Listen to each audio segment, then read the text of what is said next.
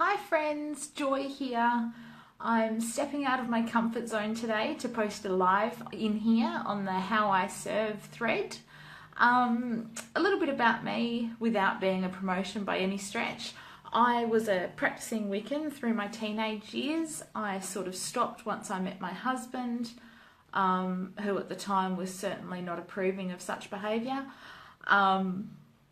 I've always maintained a connection to colour therapy, crystal healing, all those sorts of what falls under the woo-woo bracket really, as I affectionately, because it's so hard to put all of that into a category other than, soulful or aligned soul, and none of it's really all-encompassing. So that's sort of a bit about my background and how I came to be in this group. I am a business coach, but primarily I find that it's best for me to just help people. I get out there and I help people.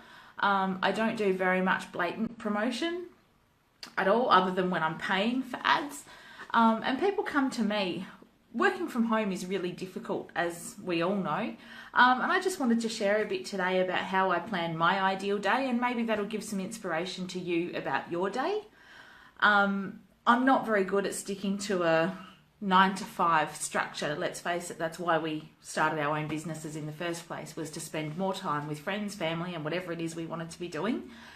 So yeah, my ideal day is broken up as a rule into a few different categories. Now I am opening up my trusty planner, and it has got everything in it. I have quotes, it's based on the bullet journal structure, and I just keep all sorts of things in here. I've got my elevator pitch written out. I've got my ideal days. I've got notes for my Facebook Lives. I make sure my morning and evening routine are in here. And then I just go across sort of to do my own weekly spreads that track all sorts of things, including whatever my goals and habits are at the time. So basically my ideal day is broken down, and I don't even stick to the ideal day plan every day, but it's the best way I've found to provide the flexibility I want around my partner, my daughter, and getting everything I need to get done during the day I don't want to be attached to my phone all the time. It's not my intention to work a 30-hour day and hustle to get everything done. So I have, sorry, something just fell. I am low on battery, so if I do cut out, I'm really, really sorry, but I am going to get this done and share it with you.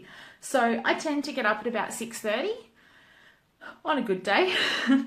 And between 6:30 and 7:30, I follow my morning ritual, and it never takes me the full hour, but I find my daughter wakes up at about 7:30, 8 o'clock. She's pretty flexible at the moment. She starts kindy at the end of this month, which will provide a little bit more structure for me around what she's doing, but at the moment she's not in kindy.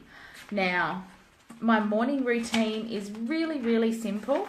I've just woken up. Do I really want to be feeling the pressure of what the hell am I supposed to do with this big, complicated morning routine? Drinking water. I didn't used to wake up and drink water. This is something I've only started doing for a couple of months, really. Best thing ever. Wake up, have a glass of water straight away. So what I do is I go through, grab a glass of water, put the kettle on, head through to the bathroom and make my cup of coffee. Then I sit down and do whatever self-care I'm doing at the time, depending on what I want to focus on. So I do affirmations, I do a little bit of yoga, I do meditation, and sometimes I just don't do anything. I just sit. So I do that. I then have a quick review of my day, what I've got planned, what's on my to-do list. I read this is a strategy that was given to me by, I think it was James Clear, who reads 20 pages of a book every morning so that he can start his day off with learnings.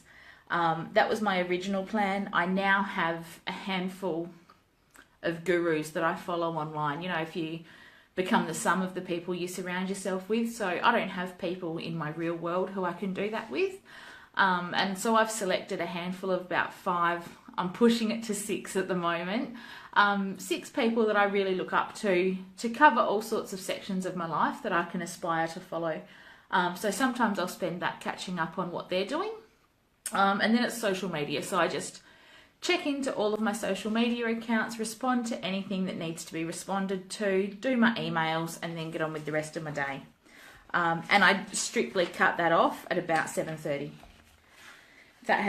If I haven't got through it in 7:30, it moves into another time slot because I've got something else going on.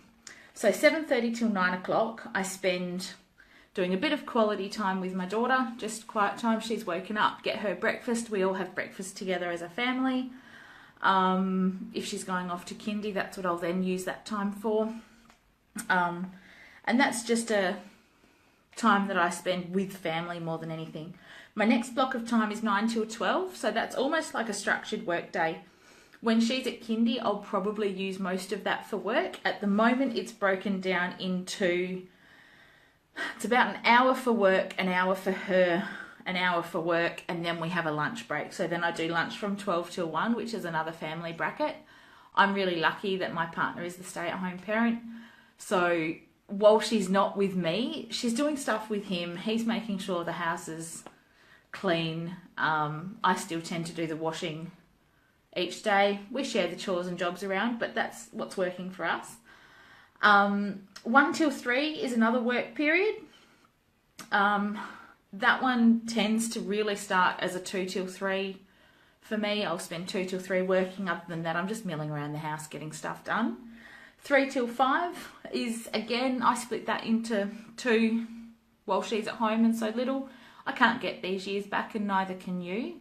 I think it's really important to work your work day, if you can, around your family, because they're what you're doing it for. What's the perfect upbringing? I don't know what the perfect upbringing is. It seems that everyone has a story of hardship or trauma.